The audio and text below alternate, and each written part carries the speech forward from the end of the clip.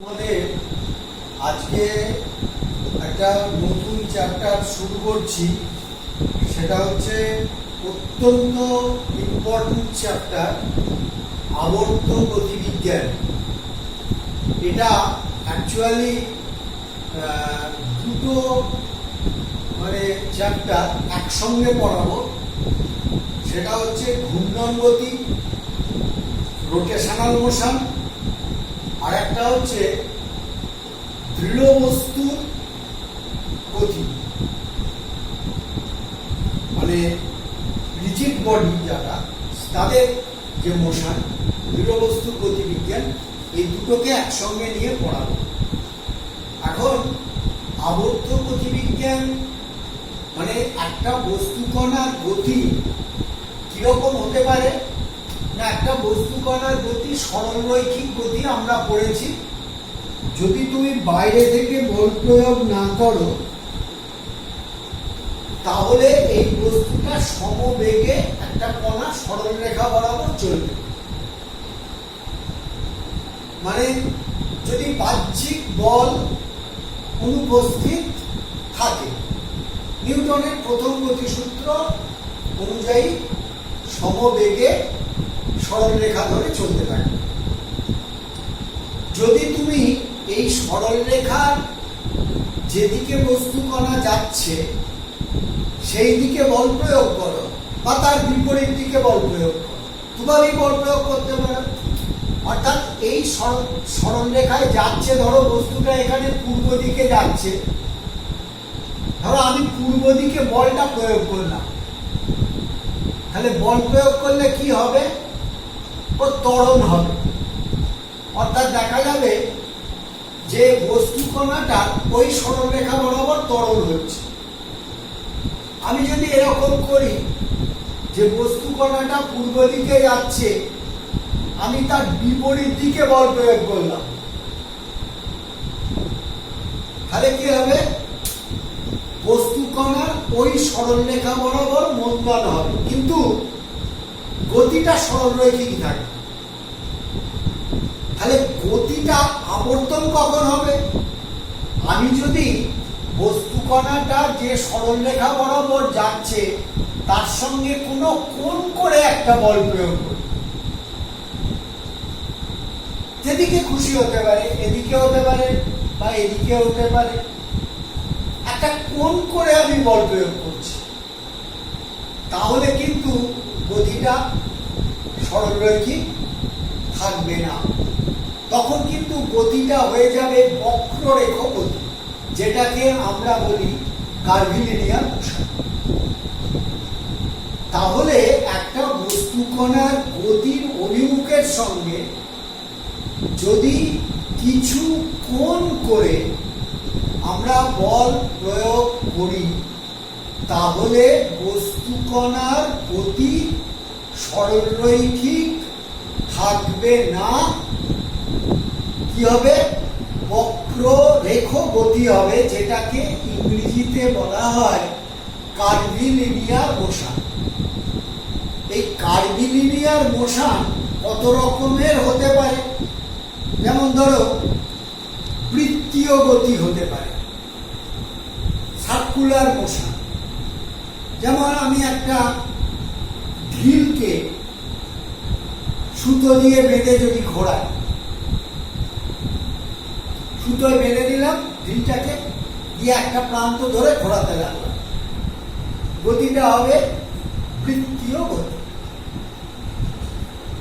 আমি একটা বস্তুকে, একটা ঢিলকে ছুঁড়ে দিলাম, মনে করো এটা হচ্ছে মাটি, অনুভূমিক রেখা ভূমি, আমি তার সঙ্গে একটা কোণ করে ঢিলকে ছুঁড়ে দিলাম, বস্তুটা এরকম ভাবে যাবে, এটাকে বলে প্রাস, প্রাসের গতি।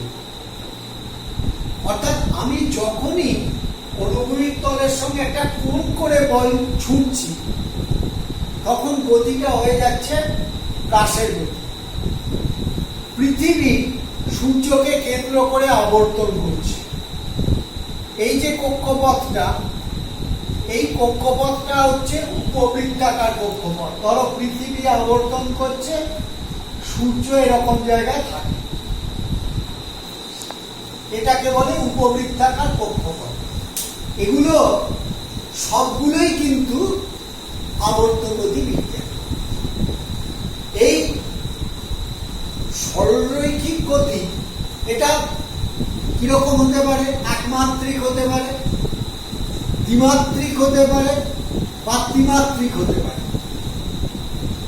মানে একটা রেখা বরাবর হতে পারে, একটা তলে হতে পারে, অথবা দেশে হতে পারে, স্পেসেও হতে পারে। সরলরৈখিক গতি।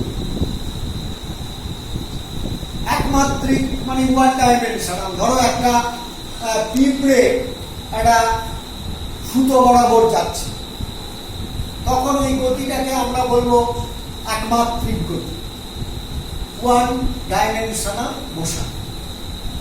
যদি এরকম হয় যে একটা তল, ধরো আমার এই মেঝের মধ্যে একটা পিঁপড়ে যাচ্ছে, এই গতিটা হচ্ছে দ্বিমাত্রিক। আবার একটা মশা ধরো দেশে উড়ে যাচ্ছে, সরলরৈখিক পথেই উড়ে যাচ্ছে, এই গতিটা ত্রিমাত্রিক। কিন্তু আবর্ত গতি একমাত্রিক হবে না, ওটা হয় দ্বিমাত্রিক অথবা ত্রিমাত্রিক। আমাদের এখানে ক্লাস 11 আলোচনার বিষয়টা হচ্ছে কেবলমাত্র দ্বিমাত্রিক আবর্ত গতি এবং মূলত বৃত্তীয় গতি। মানে যদি গতির পথটা বৃত্তাকার হয় তখন তাকে আমরা বলবো বৃত্তীয় গতি।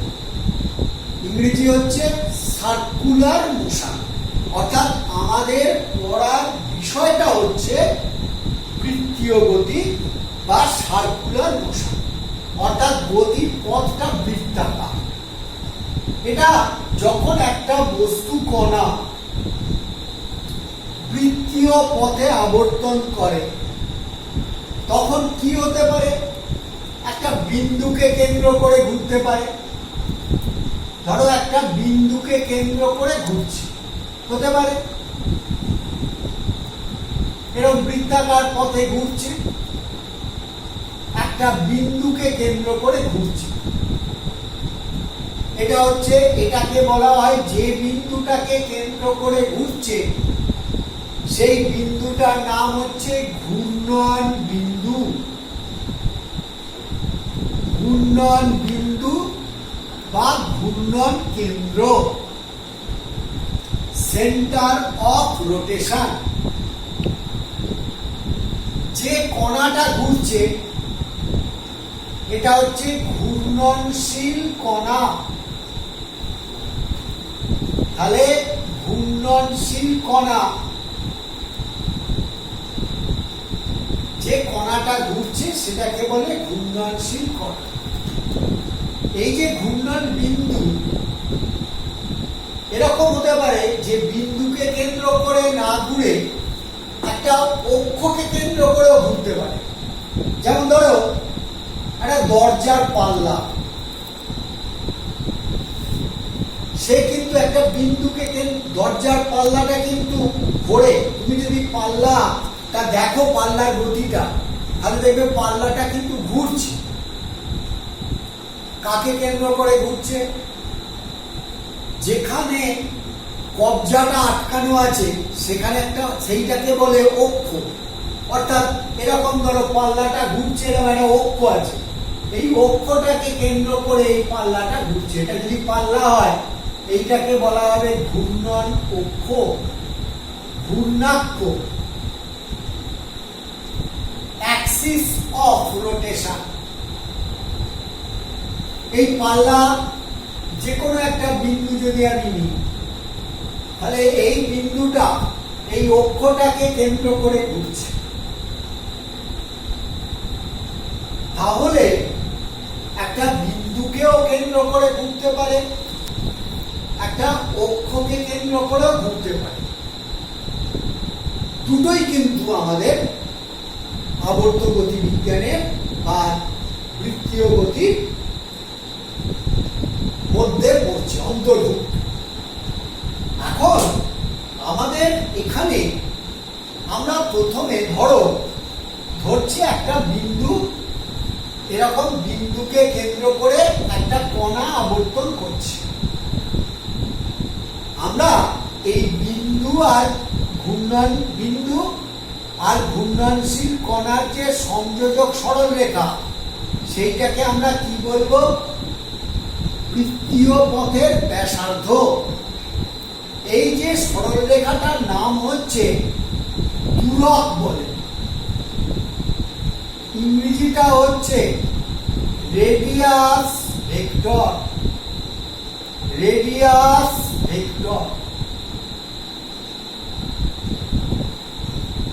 অর্থাৎ ঘূর্ণন বিন্দু আর ঘূর্ণনশীল কণা সংযোজক সরলরেখা, এটাকে বলে দূরক। ইংরেজি হলো রেডিয়াস ভেক্টর। ভেক্টর মানে ওর একটা অভিমুখ আছে। সেইটা কি? সেইটা হচ্ছে এই ঘূর্ণন বিন্দু থেকে ঘূর্ণনশীল কণার, অর্থাৎ পি যদি ঘূর্ণনশীল কণা হয়, ও যদি ঘূর্ণন বিন্দু হয়, তাহলে ও থেকে পি অভিমুখে, এটাকে বলে দূরক। দেখো, কণাটা যদি পি থেকে ঘুরে কিউতে যায়, তাহলে দূরকটা ওপি থেকে ও কিউতে গেল। দূরকটা ওপি ছিল, এখন দূরকটা হয়ে গেল ও কিউ। কণাটা এখানে কোন দিকে ঘুরছে? ঘড়ির কাঁটার বিপরীত দিকে ঘুরছে। গতিটা, ঘূর্ণনটা দুরকম হতে পারে। ঘড়ির কাঁটার বিপরীত দিকে হতে পারে, ঘড়ির কাঁটার দিকে হতে পারে। এছাড়া কিন্তু আর কোনো অপশন নেই। অভিমুখ দুটো, ঘড়ির কাঁটার বিপরীত দিকে। আমরা সরলরৈখিক গতির ক্ষেত্রে ধরো একটা বস্তু কণা এ বিন্দু থেকে বি বিন্দুতে গিয়ে পৌঁছল, সরণ কত? এবি। কোন দিক থেকে কোন দিকে? এ থেকে বি এর দিকে। অর্থাৎ যতটা রৈখিক পথ গেল, নির্দিষ্ট দিকে অতিক্রান্ত রৈখিক পথ, সেটা যদি এস হয়, তাহলে এসটাকে সরণ বলবো, খালি মাথার উপরে একটা তীর চিহ্ন দেব। এ থেকে বি এর দিকে গেল, এবি, এইটাকে বলবো রৈখিক সরণ এস। এখানে কিভাবে সরণ মাপবো?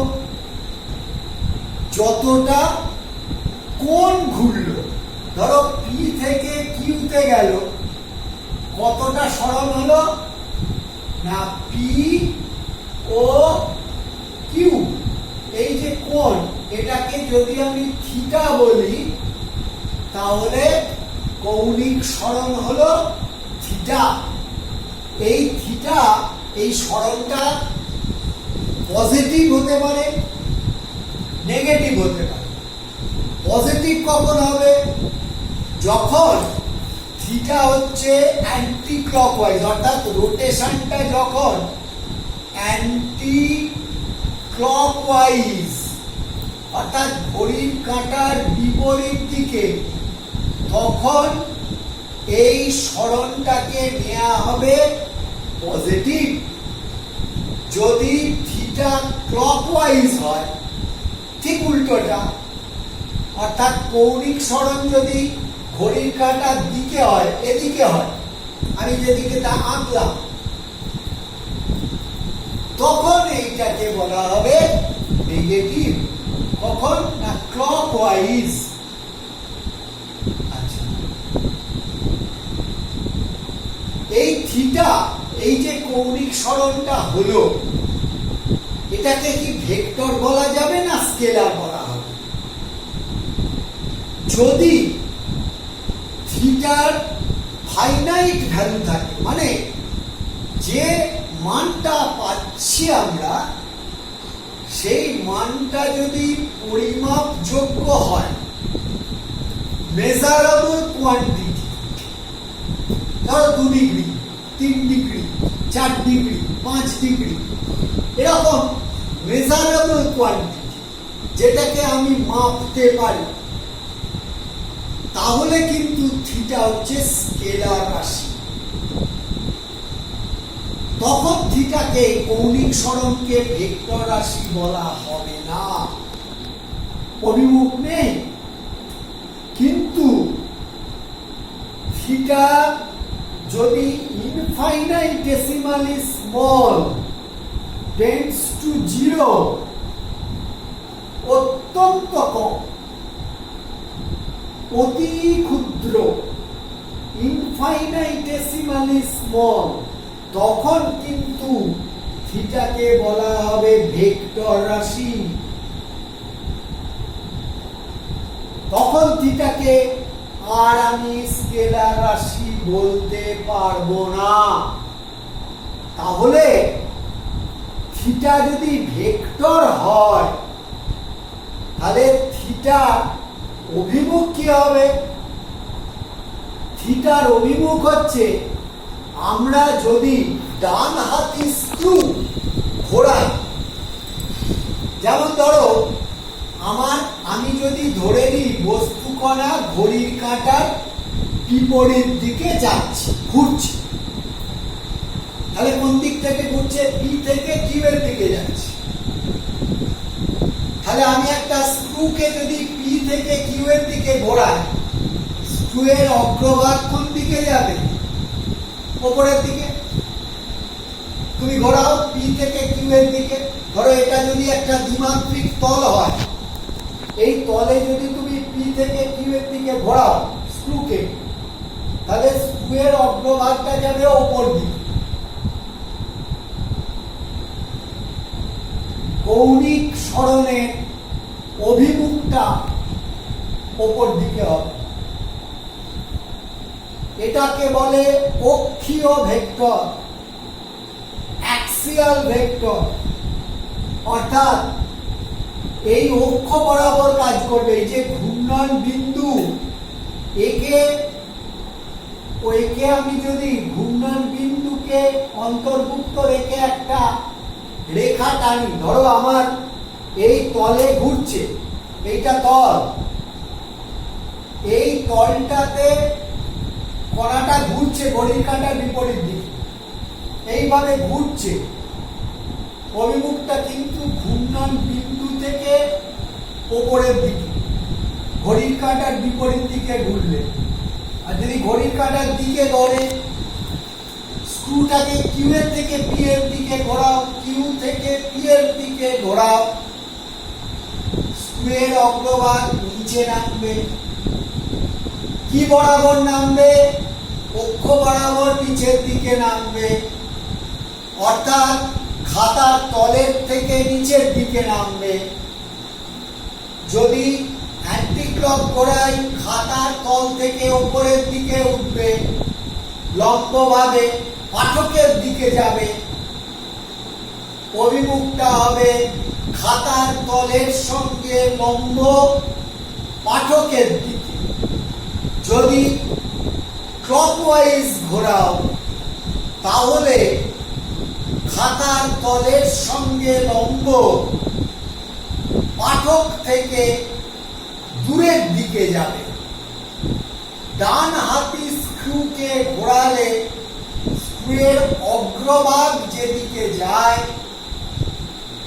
কৌণিক সরণ যখন ইনফাইনাইটেসিমালি স্মল অর্থাৎ ভেক্টর কোয়ান্টিটি হবে, তখন তার অভিমুখ ওইভাবে আমরা নির্দিষ্ট করব এবং এই রাশিটাকে আমরা বলি ভেক্টর রাশি এবং অক্ষীয় ভেক্টর, অ্যাক্সিয়াল ভেক্টর। কৌণিক সরণের একক কি না? একক হচ্ছে সাধারণত বেশিরভাগ ক্ষেত্রে রেডিয়ান এককে কৌণিক সরণকে প্রকাশ করা হয়। কৌণিক সরণের একক হলো রেডিয়ান। এই এককেই একে প্রকাশ করা হয়ে থাকে।